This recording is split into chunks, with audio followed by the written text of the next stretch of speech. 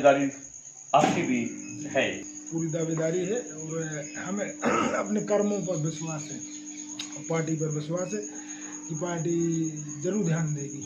हमारे पूर्वज भी शुरू से सेवा करते आए हैं। अपने कर्मों पर हमें विश्वास है और दुनिया में कोई ऐसा मुश्किल काम नहीं है जो अगर आदमी सोचे तो वो कर ना सके। नमस्कार दोस्तों, मैं हूं डॉक्टर एलन बैठा और इस समय हम आपको एक विशेष कार्यक्रम के माध्यम से उन चेहरों से परिचित कराने जा रहे हैं जो विधानसभा 2023 के आम चुनाव में सामने आएंगे। चर्चा होगी, सीधी सीधे हम बात करेंगे और जो प्रश्न आम जनमानस के बीच में उपज रहे हैं उन प्रश्नों को भी हम करेंगे सीधे दावेदारों से चर्चा। मध्य प्रदेश का विधानसभा 56 जवेरा जो कि अभी इस समय चर्चाओं में बना हुआ है, ऐसे क्षेत्र में हम भ्रमण कर रहे हैं और चर्चा करेंगे उनसे जो प्रमुख रूप से दावेदारी के रूप में सामने आ रहे हैं। तो विनोद राय एक ऐसा चेहरा जो देखते ही देखते जन नेता बन गया अपने कामों के कारण, क्योंकि यूं ही जन नेता कोई बनता नहीं है। बताया जाता है कि कोई छोटा सा बच्चा भी अगर गांव में अगर उससे पूछो तो नाम आते हैं विनोद राय। लगातार समाज सेवा के क्षेत्र में कार्य करने वाले, राजनीति के क्षेत्र में अपना प्रमुख योगदान देने वाले और जन नेता बनने की राह में क्या क्या कांटे थे और कैसे उन्होंने दूर किया और आज बन गए हैं जन नेता, ऐसे विनोद राय से हम आपको मिलवाने जा रहे हैं। विनोद राय जी, बहुत बहुत स्वागत है आपका। भाई साहब, बहुत बहुत धन्यवाद। इस समय विधानसभा का आम चुनाव आने वाला है 2023। आप भारतीय जनता पार्टी के कर्मठ कार्यकर्ता के रूप में पहचाने जाते हैं। वर्तमान में जिले के उपाध्यक्ष भी हैं और चुनाव भी है सामने। दावेदारी आपकी भी है? हाँ, पूरी दावेदारी है और हमें अपने कर्मों पर विश्वास है, पार्टी पर विश्वास है कि पार्टी जरूर ध्यान देगी। कर्मों पर विश्वास है, कर्मठ हैं, जन के नेता हैं, पांव पांव चलने वाले नेता हैं। लगातार संपर्क का क्रम इनका प्रारंभ होता है, सुबह होती है घर में और रात फिर वापस आते हैं, लेकिन पूरा दिन कहाँ बीतता है, वह बीतता है जन के बीच में।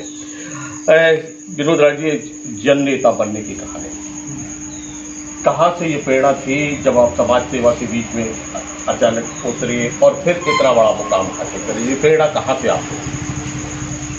क्या है, हम है व्यापारी, तो 2000 की बात है। तो यहाँ बाजू में हमारे 3 किलोमीटर आगे माला गांव है, तो वहाँ के लोग हमारी दुकान आते थे।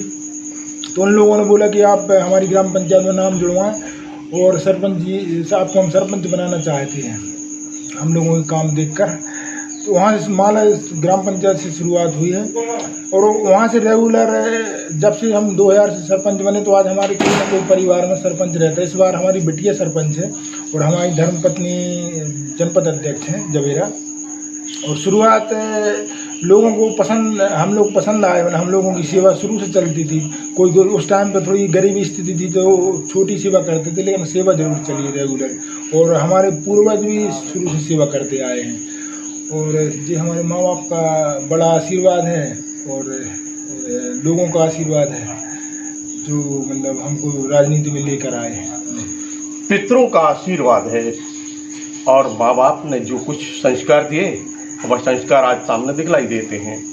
संकल्प सेवा का, समाज सेवा का, और फिर राजनीति प्रारंभ हुई और वर्ष 2000 के करीब उन्होंने राजनीति में पदार्पण किया और फिर पीछे मुड़ के नहीं देखा। लगातार ये आगे बढ़ते रहे। आज भी उनकी पुत्री सरपंच है, पत्नी जनपद अध्यक्ष है। समाज सेवा में, राजनीति के क्षेत्र में, धर्म हो या अध्यात्म का कार्य हो, यानी जीवन के प्रारंभ के स्तर से और मरण तक लगातार एक ही नाम दिखलाई देता है सहयोग में, विनोद राय। विनोद राय जी, वर्तमान समय में चुनाव सामने है। भारतीय जनता पार्टी से आप दावेदारी कर रहे हैं और भारतीय जनता पार्टी इस समय का विधायक यहाँ पर हैं, और ऐसे समय जब आप दावेदारी करते हैं तो क्या किस रूप में आप अपने आप को देखते हैं, और पार्टी आखिर आपको टिकट दे तो आप कैसे मानते हैं कि टिकट दे ही आपको? हाँ बिल्कुल, विश्वास पूर्ण है हमको। हमने बोला ना, अपने कर्मों पर हमें विश्वास है, और दुनिया में कोई ऐसा मुश्किल काम नहीं है जो अगर आदमी सोचे तो वो कर ना सके। तो हम उसी सोच के हैं कि कोई मुश्किल काम नहीं है दुनिया में, और हमें पूर्ण विश्वास है पार्टी के ऊपर कि वो मतलब ज़रूर हमको प्रत्याशी बनाएगी। जी जी। सर्वे में नाम काफ़ी ऊपर गया है आपका, जो एक सर्वे हुआ, यानी आमतौर पर कई प्रकार के सर्वे होती है, संगठन अपना सर्वे करता है, प्रेस अपने तरीके से सर्वे करता है, और साथ में राजनीतिक दल भी अपने तरीके से सर्वे करवाते हैं। लगातार नाम उभर कर आ रहा है कि सर्वे में सबसे ऊपर आपका नाम जा रहा है। जी। ये आखिर इतनी ऊंचाई नंबर 1 पर पहुंचने में कितनी कठिनाइयों का सामना और क्या क्या करते रहे? बस वही है कि जो हमारी भगवान स्वरूप लोग हैं हमारे क्षेत्र के, माताएं हैं, बहनें हैं, वो उनका आशीर्वाद है जी, और उनके लिए हम पर हमेशा तत्पर रहते हैं, हर काम में आगे रहते हैं। विधानसभा 56 में लगातार आप सक्रिय हैं, गांव-गांव तक पहुंच रहे हैं। विशेष प्रकार की कौन सी ऐसी समस्या आपने पाई कि जिस समस्या को आप प्राथमिकता से दूर करने के लिए अगर आपको मौका मिलता है, और वैसे तो आपको आप करते ही हैं, लगातार लगे रहते हैं, लेकिन अगर आपको मौका मिलता है इस क्षेत्र का प्रतिनिधित्व विधानसभा में करने का, तो फिर आप प्राथमिकता के किस बिंदु को छुएंगे? शिक्षा को क्या शिक्षा और ऊपर ऊंचे स्तर तक ले जाएंगे। अभी जैसे कॉलेज कम है हमारे क्षेत्र में, और हाई स्कूल भी कम है, और शिक्षकों की कमी है। तो जी मतलब शिक्षा में, और शिक्षा को बहुत ऊपर तक ले जाएंगे, ऊंची स्तर तक ले जाएंगे। और दूसरे नंबर पे मतलब जो बिजली की समस्या है हमारे यहाँ, बहुत कठिन समस्या, जिससे किसानों को परेशानी जा रही है। और मतलब जैसे स्वास्थ्य में डॉक्टरों की कमी है क्षेत्र में, स्वास्थ्य पर विशेष ध्यान देंगे। और भी बहुत सी समस्या हैं जिनको मतलब कुल मिला के ये है कि समस्या क्षेत्र में रहने नहीं देंगी। अगर लोगों मतलब पार्टी ने ध्यान दिया तो समस्या क्या, जैसे सबसे मेन हमारा उद्देश्य ये है कि सरकारी लाभ तुरंत नहीं मिल पाते हैं, तो उसको तुरंत दिलाएंगे। और नहीं मिल पाता तो ईश्वर की ऐसी कृपा है हमारे ऊपर कि हम उसको समस्या को हम खुद हल करने की कोशिश करते हैं। पहले तो जब सरकारी लाभ मिलेगा तो मिलेगा, नहीं पहले समस्या हम कोशिश करते कि हम तुरंत उसको हल करें, और वो आज भी कर रहे हैं हम। जी जी। जैसे कि बताया जाता है कि अस्थि विसर्जन है या अंत्येष्टि हो, गरीब कन्या का विवाह हो, सभी में आप अग्रणी दिखलाई देते हैं। और एक नई योजना का भी आपने शायद शुभारंभ किया है कि किसी को अगर दवा की आवश्यकता पड़ती है तो आप उसको निःशुल्क रूप से दवा भी उपलब्ध करा देते हैं, क्योंकि दवा आवश्यक होती है। तो योजना का लाभ मिलने में थोड़ा सा समय लगता है, सरकार की योजना का लाभ दिलाने में तो आप आगे रहते ही हैं, लेकिन स्वयं सेवा करते हैं। ये नई योजना आपने प्रारंभ की, थोड़ा सा बताएंगे दवाइयों के बारे में? हाँ, लगभग 11 महीने हो गए हैं हमको इस सेवा को। मतलब क्या है, जैसे कोई डॉक्टर के यहाँ गया तो मान लो 500 रुपया 200 रुपये फीस दे के अगर डॉक्टर ने पर्चा लिख दिया और वो पर्चे की दवाई नहीं ले पा रहा है, तो वो एक व्हाट्सएप नंबर हम दिए हैं क्षेत्र में कि इस व्हाट्सएप में आप अपना पर्चा भेजो हमारे पास, तो हमारा आदमी आपको दूसरे दिन आपके पास दवाई पहुंचाएगा। तो ये अभी शुरुआत हुई है, कम से कम 11 महीना हो गए हैं लगभग इस कार्य को मतलब शुरू हुए। और इससे लोगों को बहुत ये कार्य बहुत अच्छा लगा लोगों को क्षेत्र के, कि जैसे आज 5,000 10,000 रुपये की पर्चे में डॉक्टर ने दवाई लिख दी तो नहीं ले पाते गरीब आदमी, तो वो पर्चा हमारे यहाँ आता है मोबाइल पर, हम दवाई भेज देते हैं उसके घर। पर्चा आता है और दवाई भेज देते हैं। अभी कन्या पूजन और देहरी पूजन की भी योजना का आपने शुभारंभ किया था, लगातार गांव-गांव तक संपर्क करने का एक अभियान था। कितनी सफलता मिली और कितने गांव तक पहुंचे?